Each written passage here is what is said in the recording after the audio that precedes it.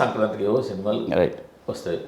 మీరు ముందే blank agreement టక సంక్రాంతికి మాకు థియేటర్ ఇవ్వాలని చెప్పి అగ్రిమెంట్ చేస్తారు. రైట్. వాళ్ళు అగ్రిమెంట్ చేయలేదు అనుకోండి, మీరు దానికి సామధాన రూపాయలు ఉపయోగించరా? అంటే ఒకటి మూర్తి గారు, వ్యాపారం అనేది సామాధాన దండోపాయాలు చెయ్యకపోతే వ్యాపారం ఇది చేయలేమండి.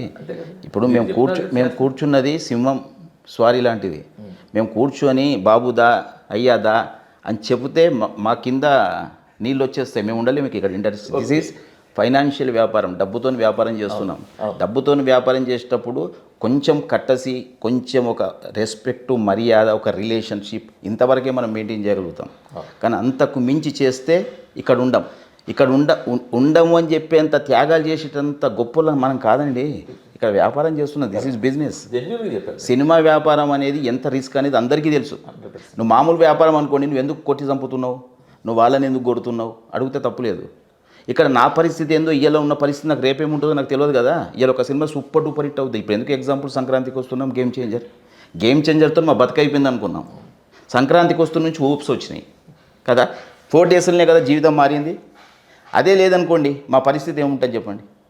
మరి మేము ఎవరికి చెప్పుకోవాలా? అప్పుడు మమ్మల్ని ఏమంటారు అందరు? దిల్ రాజు గారు అయిపోయారు, శిరీష్ గారు అయిపోయారు అంటారా? ఎవరన్నా వచ్చి మాకు త్యాగాలు చేస్తారా? గేమ్ చేంజర్ ఫ్లాప్ అయింది. హీరో వచ్చి మాకు ఏమైనా హెల్ప్ చేశాడా?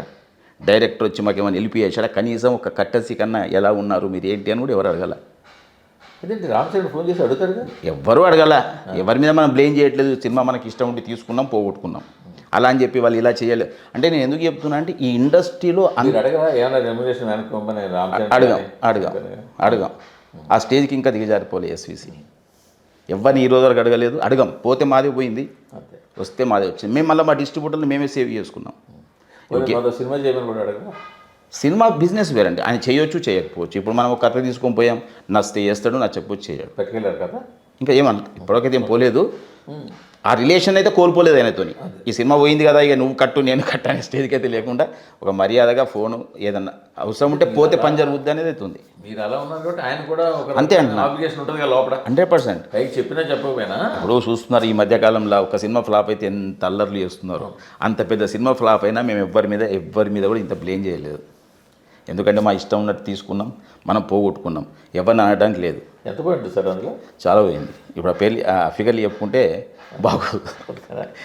పోనీ అదంతా సంక్రాంతిలో కవర్ అయింది? అంత కాలేదు, 60-70% కవర్ అయింది. థ్యాంక్స్ అనిల్ రావుపూడి.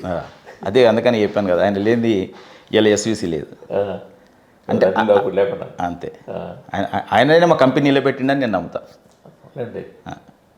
ఇది సార్ ఆ గ్రాటిట్యూడ్ అంటే 100% తప్పులేదు కదండి. ఎందుకంటే మొత్తానికి ఈ బిజినెస్లో కట్ త్రోట్గా ఉండాలంటారు. అవును, ఉండాలి. కానీ దాన్ని ఏమంటారు, ఇప్పుడు చెప్పాను కదా, ఆ కట్టసిని కూడా కోల్పోకూడదు. అంటే దాన్ని ఏమంటాం, చేసిన హెల్ప్ని మర్చిపోతే మనిషి వేస్ట్ అండి.